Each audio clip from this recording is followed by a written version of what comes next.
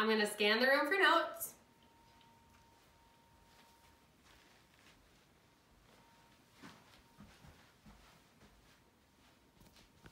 All right, so before entering the patient's room, I'm going to check the chart and check the doctor's orders. I'm going to come in, provide privacy for the patient either by shutting the door like I did or pulling the curtain. I'm going to come in, wash my hands, ask the patient for 2 identifiers. Can I see your wristband, please? Your name and date of birth? Christine Hedrick, 9/19/1990. Good. And then what brings you in today? Just a checkup. Okay, so my name's Amory. I'm going to be doing a head-to-toe assessment on you today. Are you in any pain at all? No. Okay, so I'm going to begin by asking you a bunch of subjective questions. So I'm going to start with your head. Do you get headaches? No. Do you experience dizziness at all? No. Do you have any history of cancers, high blood pressure, high cholesterol? No. No. Do you wear glasses? I'm driving at night. Do you see your eye doctor often? Yeah, every 6 months. Okay. When was the last time you saw your dentist? About 3 months ago. Okay. Do you have any tubes in your ears? No. Do you still have your tonsils? I do. Okay. Any problems with that? Prone to sore throat? I'm prone to strep throat. Prone to strep throat. Okay. And then, do you get bloody noses at all? No. Sinus infections? No. Ear infections? Mm-mm. Okay. Do you have any history of surgeries at all? No, I do not. Have you ever broken a bone? Yes. Where at? My foot. Your foot. When was that? Probably when I was like 10. Okay. Has it given you any troubles at all? No. Do you have any allergies? No. Okay, so then I'm inspecting, well, before that, can you tell me your name, your date of birth again, where you are, what brings you here, and who the president is? Christine Hedrick, birthday is 9/19/1990. President's Donald Trump, and I'm at Baker Hospital. Okay, so patient is alert and oriented ×4. She's alert to person, place, situation, and time. She was able to follow my commands. She lifted up her arm to show me her wristband. That's a motor function, and her eyes were open when I walked in. So her Glasgow Coma scale is a 15. Just studying the patient, she is relaxed. Her skin is appropriate for ethnicity. She's got pink undertones. There's no cyanosis, no jaundice.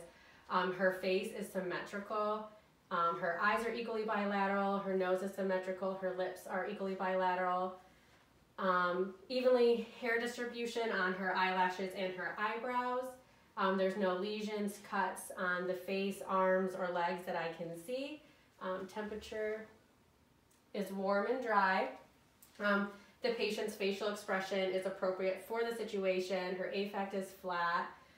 When she was answering questions for me, her thought process was understandable and logical. Alert and oriented ×3. She's well groomed. Her hair seems well groomed. There's no odor. And then I'm going to go in and start palpating your head. Is that okay? Yep. And you said you had no tenderness, no pain? No. Okay, so let me know if you feel any tenderness. So I'm feeling no lumps or bumps. There's no lesions. I see no lice. No soft spots. The hair is thick. It's evenly distributed. It's clean. And then I'm going to move on to your face. Do you suffer with acne or dry skin? No. No? Okay. The face is symmetrical. I'm going to go ahead and palpate your frontal sinus. Is there any pressure here? No. And you said you have no history of sinus infections? No. Okay, and then I'm going to palpate your temporal artery. Any pain here? No. Okay, temporal artery is a +2, equally bilateral. And then, so then again with the skin, there's no cuts or lesions on the face. Then I'm going to move to your eyes. And then you said you don't wear glasses? Only at night for driving. Only at night. And you do see your eye doctor often? Yep. Okay. Have you experienced blurry vision at all? No. No. Okay. So then I'm going to start. I want you to look at me. Good. Good. This side, look at me. Good. So patient's eyes constricted and reacted to light both consensually and indirectly. I'm going to have you follow my pen light. So.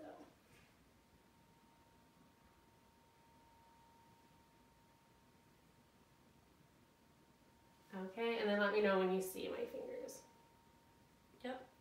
Okay. And then I want you to focus on the wall. And then I'm going to bring my pen up. I want you to focus on that, okay? Okay. Good. Eyes change directly and constricted. And then the eyes are 4 millimeters equally bilateral. The sclera is white. Can you go like this for me? Good. And then up. Good. So then the conjunctiva is pink and moist.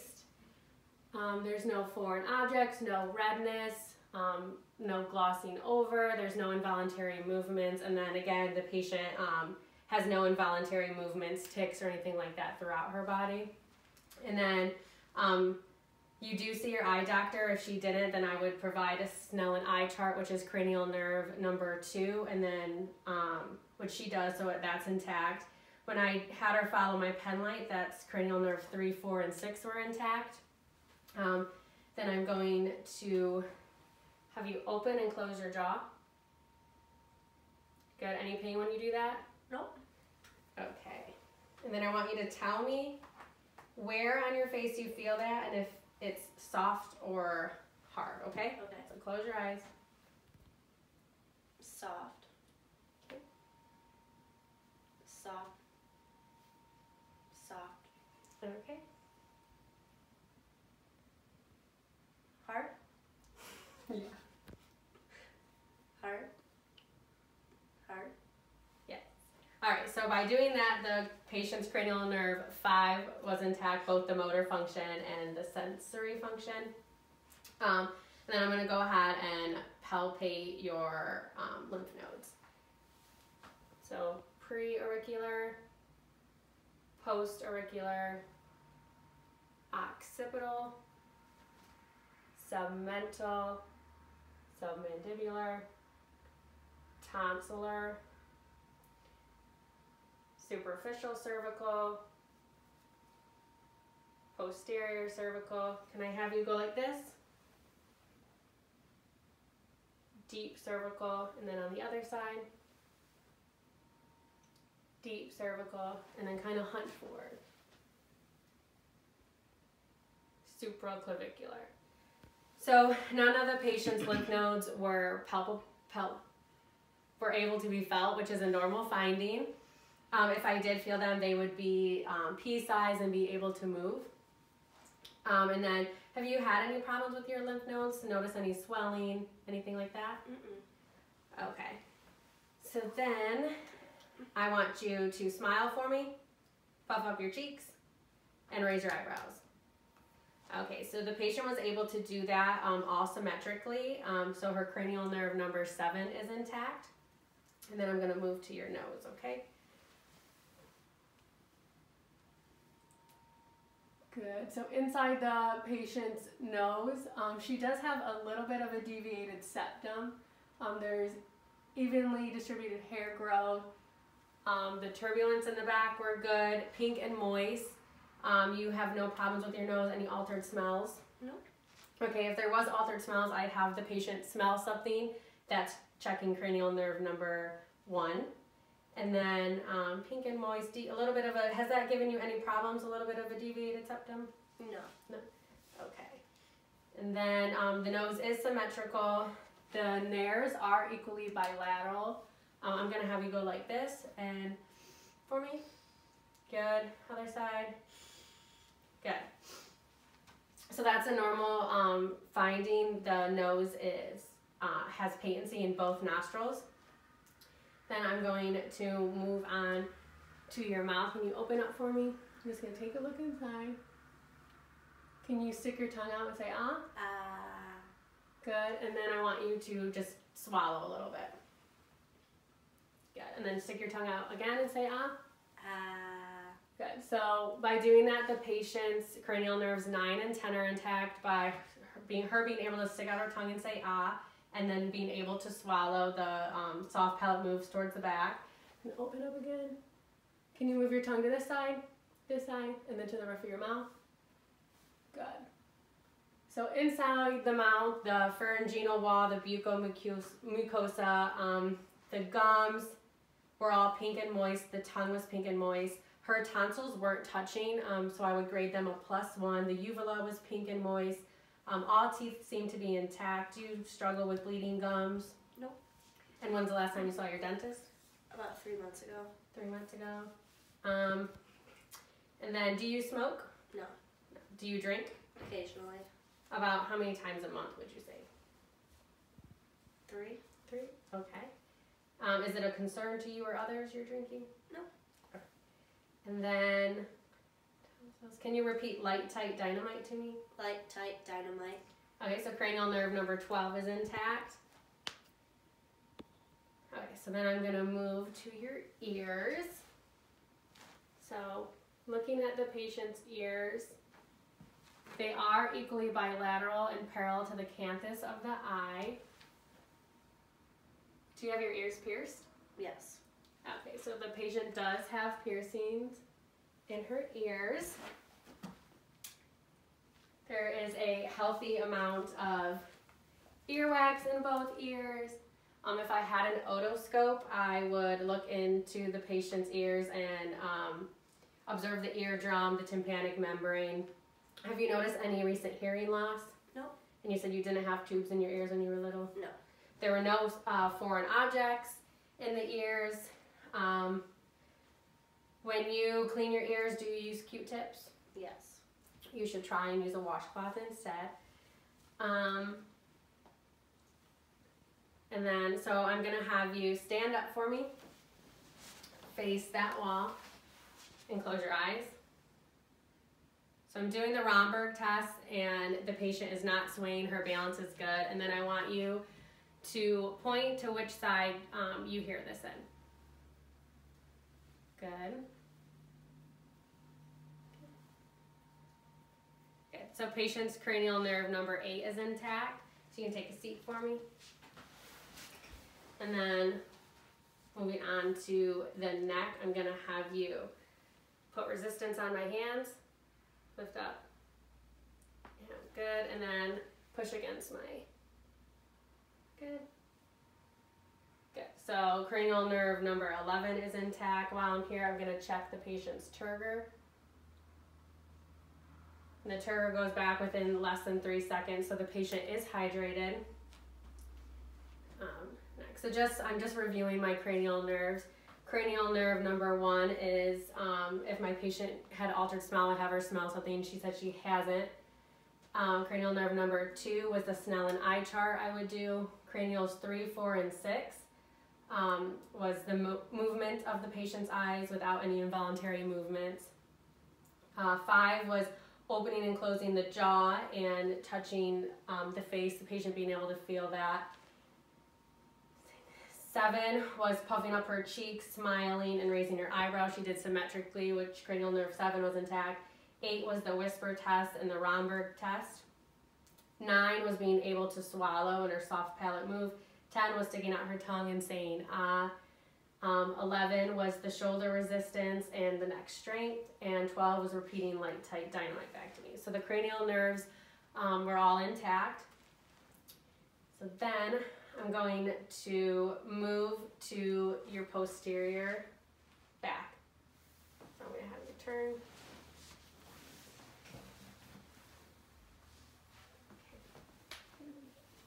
Okay. This. You just lift it up? Yeah. Okay.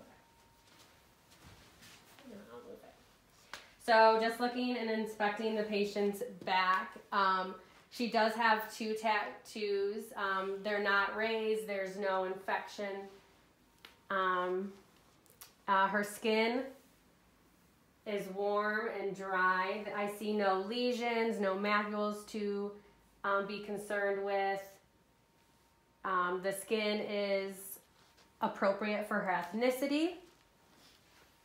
I'm going to map out my patient's lung fields by going to her T7, her C7 down to the end of her scapula, which would be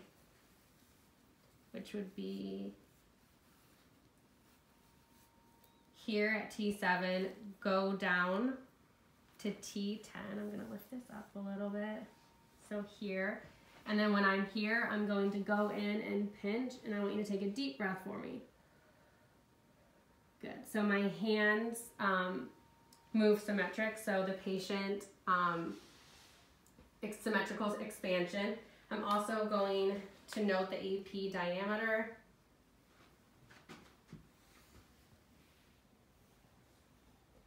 So her AP diameter is 1 to 2. Do you have any back pain or trouble breathing? No. No? Okay. So then I'm going to just palpate the lung fields. I'm trying to feel for crepitus, which is like a Rice Krispie feeling through the skin. So the patient has no crepitus. Then I am going to have you repeat 99 to me, okay? 99. Good. 99. Good. 99. Good. 99. 99. Good. So the patient's vibrations diminished as I went down, which is a normal finding. Then I am going to percuss the lung fields.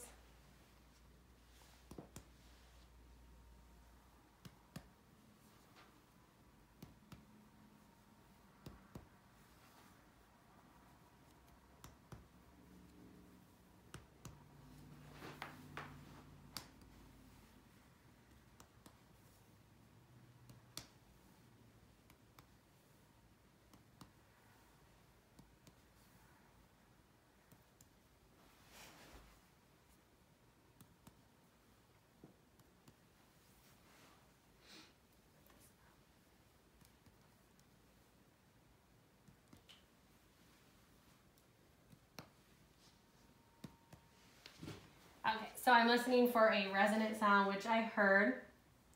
And then I went from C7 to, again, T10 over to the lateral lung fields, T8 and T6. And then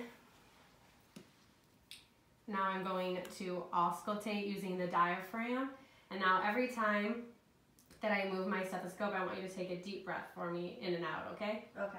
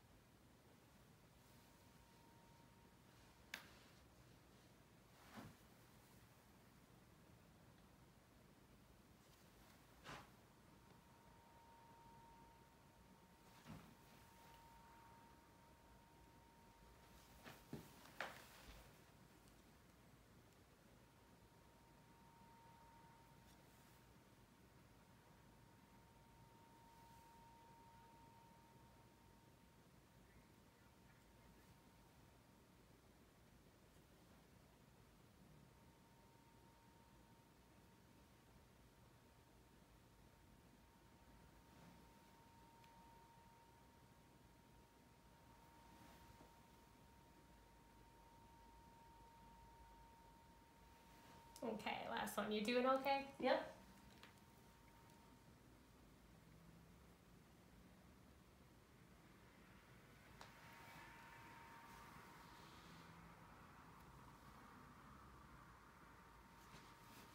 Okay, so the lung sounds were clear. There was no wheezing, rhonchi, or crackles heard.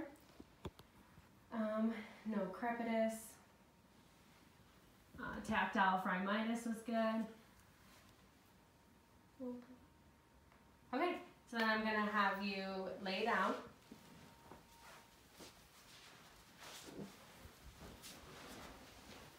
Okay, and then have you noticed any shortness of breath? No. What is your workout regimen? I don't really work out a lot. You don't work on that? No. Okay. I do usually run in the summer though. Wintertime. Okay. Do you have any abnormal trouble breathing when you're running? No. Walking upstairs, any trouble breathing? No. How many pillows do you sleep with? 2. 2. Do you have any history of COPD, heart failure, heart attack? No. Okay. So then just inspecting my patients. Can you lift this up for me? Yeah. So just inspecting my patient's chest. It is the skin color is appropriate for ethnicity. I see no lesions, no scarring, no abnormal macules. So then again, I am going to map out the patient's lung fields, and I'm going to start 2 centimeters above her clavicle, which is the apices of the lungs. And then I'm going to go down and around toward her lateral here. So then I'm going to percuss first. Well, first I'm going to feel for any crepitus. Any pain when I do that? No. Okay. So no crepitus is noted. Then I'm going to go in and percuss. And then I'm listening for a resonant sound here.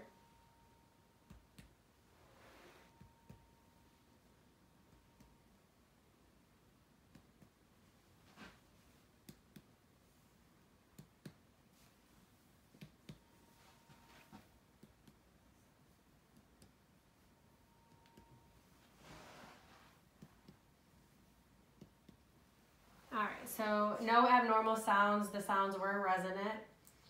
Over the lung field, it was a dull sound, which is normal.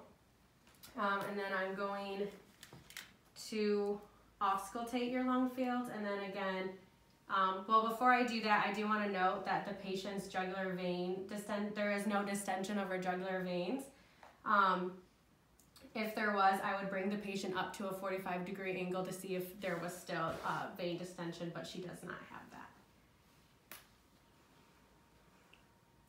All right, so every time I move my stethoscope, I want you to take a deep breath, okay? Okay.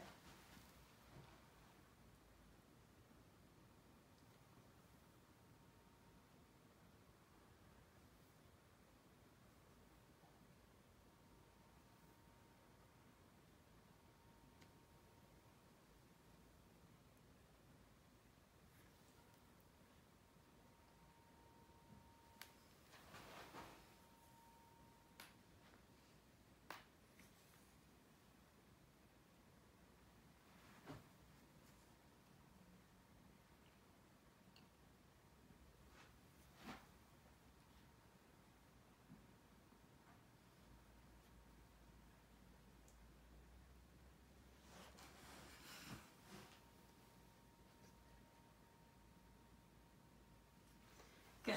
The lung sounds were clear. There was no wheezing, rhonchi, or crackles. And then now I'm going to listen to the heart sound, which is 8 to man. So I'm going to start using the manubrium to find the angle of Louis into the second intercostal right sternal border. So then here's where I'd start with the aortic valve. So then I'd also be using the bell of my stethoscope doing this.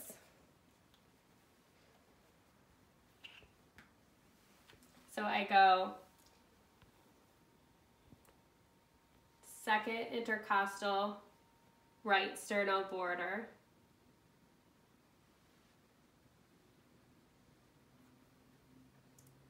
Then second intercostal left sternal border is the pulmonic.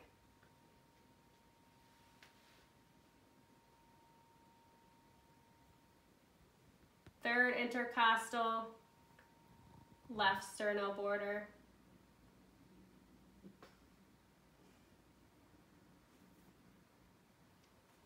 Okay, and then down to the fifth intercostal left sternum border is the tricuspid.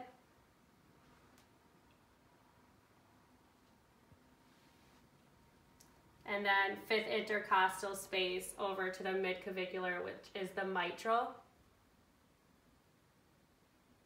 And while I'm here, I'm also going to look for any palpations of the apical pulse, which there's no heaves or lifts. So the S1 and S2 sounds in each 8 to man were clear.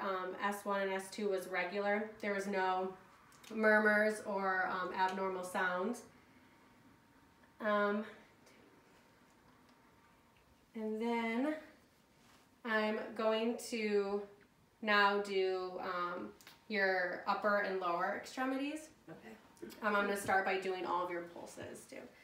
So radial pulse.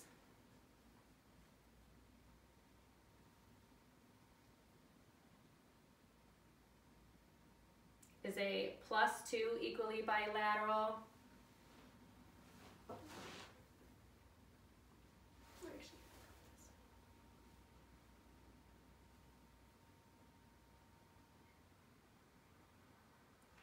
Brachial is a +1 equally bilateral. And then I'm going to do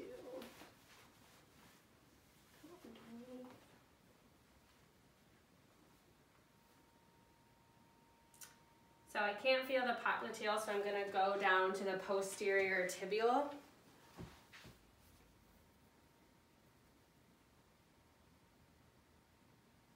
Which is a +2 equally bilateral, so that means that the circulation is going down. And then the dorsal pedis is a +1 equally bilateral. And while I'm here, I'm going to check the refill.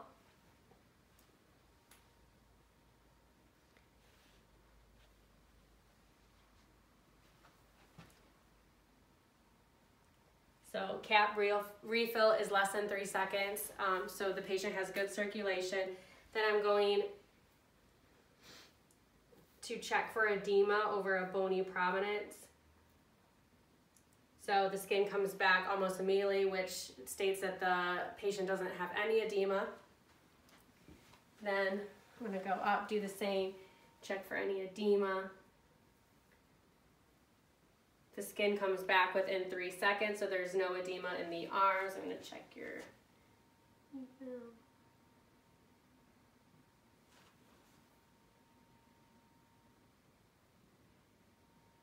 So cap refill comes back almost immediately, so circulation is good.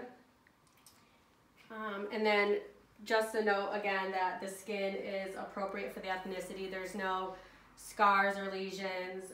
There is a tattoo on the foot. Doesn't look infected, doesn't look raised.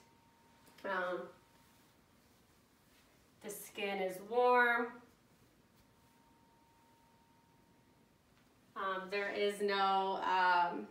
There's evenly distributed hair growth throughout the body. And then I'm going to then do some abdomen assessment. What is a normal diet for you? Like, can you tell me what you ate within the last 24 hours? This morning I had some cereal. For dinner I ate spaghetti. For lunch I had a salad from Panera. Okay. So, and I see that you do have an old belly button piercing. Did that heal good? There's no problems with that? No? Okay. And then, when you eat, do you get nausea, indigestion, constipation? No. No.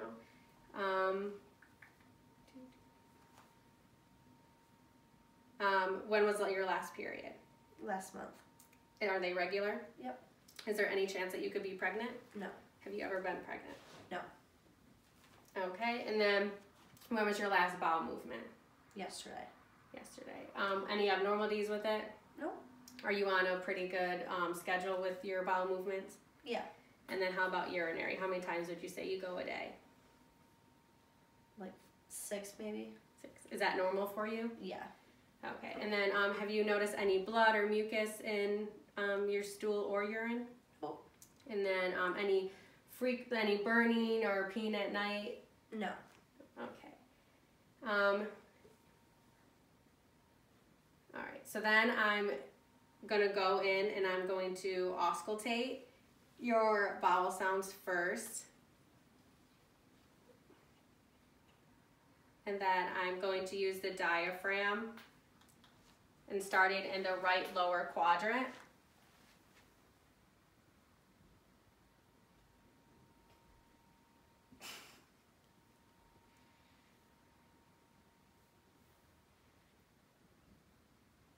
Are you hungry? I know you heard that.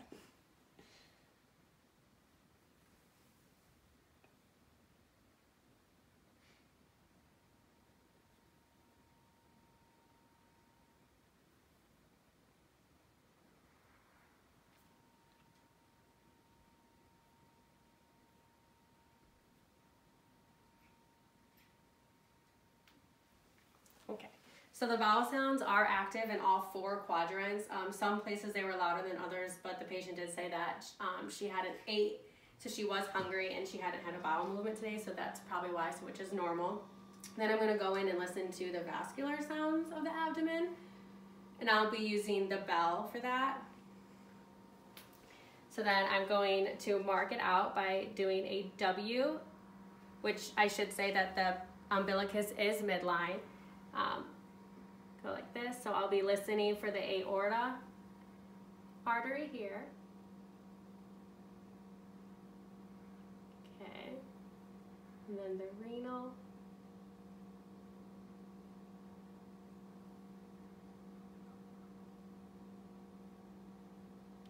And then I'm going to do sideways to listen to the iliac.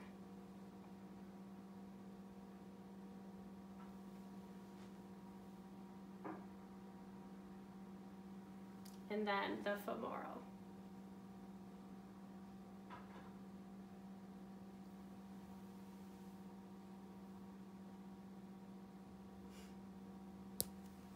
Okay, so no bruits were noted. I would check the femoral pulse too, but not in this scenario. And then are you in any pain at all with your stomach? No. Okay, so then I'm going to go in and I'm going to percuss in the same pattern auscultated, starting with the right lower into the, going a pattern into the left lower. So the sounds of the abdomen should be tympanic.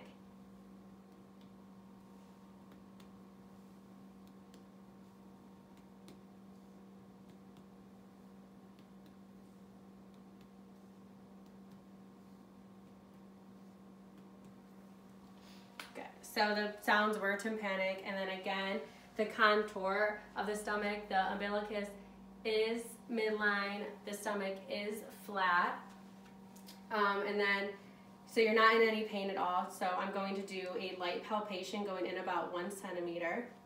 So let me know if you feel any pain at all. Okay.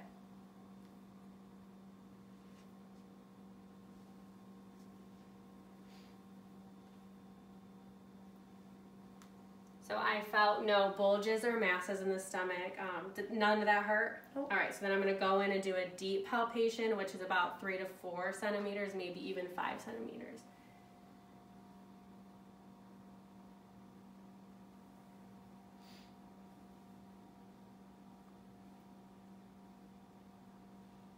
Okay, so no bulges or masses were felt.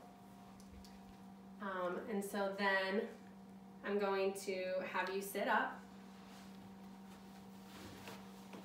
I forgot to do your carotid pulse and artery, so I'm going to go ahead and do that.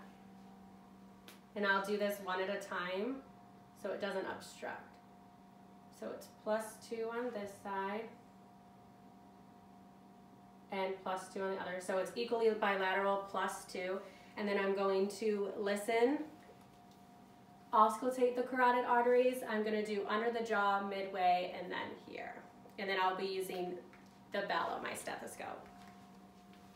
So then I want you to take a deep breath in, and then on your exhale, hold it, okay? Okay. Now.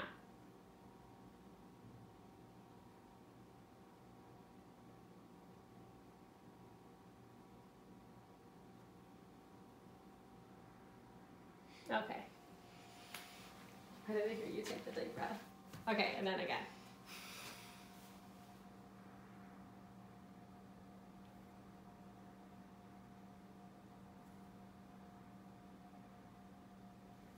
Okay, so no bruits were heard, no adventitious sounds, and then I am going to just double check everything. So the pulses, I did the carotid, the brachial, the radial, the femoral I would do in a different scenario. Popliteal I couldn't find, but the posterior and the dorsal pedis was +1 and +2, so circulation is getting down. And then I'm going to have you get up for me, and I'm going to have you walk back and forth for me.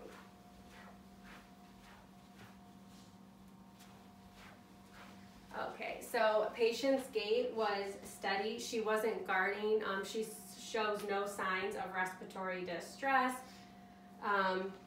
Her muscles are equally bilateral. Her arms are equally bilateral, and same with her legs. They're equally bilateral. I'm going to have you do some range of motions with your neck, just because I can't assess that while you're walking. So I want you to do circle, and then retrip out, and then pull back in. Good. Any tenderness when you did that? Nope. Okay. And then I kind of want you to just, any pain? Nope. Soreness, and then your legs. Good. So I want you to sit back down for me. I want you to grasp my fingers. Good.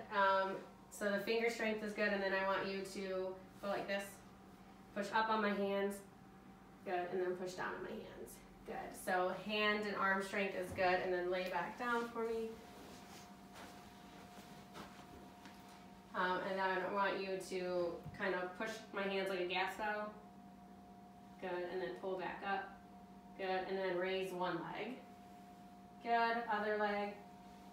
Good. And then while you're there, I'm going to test your Babinski reflex. So I'm looking for a reflex of the toes. Good. And then, oh, that's okay. so the Babinski reflex, her toes did move. So you can sit back up. So is there any questions you have for me? Any concerns? Nope. Okay, so that completes my head to toe video.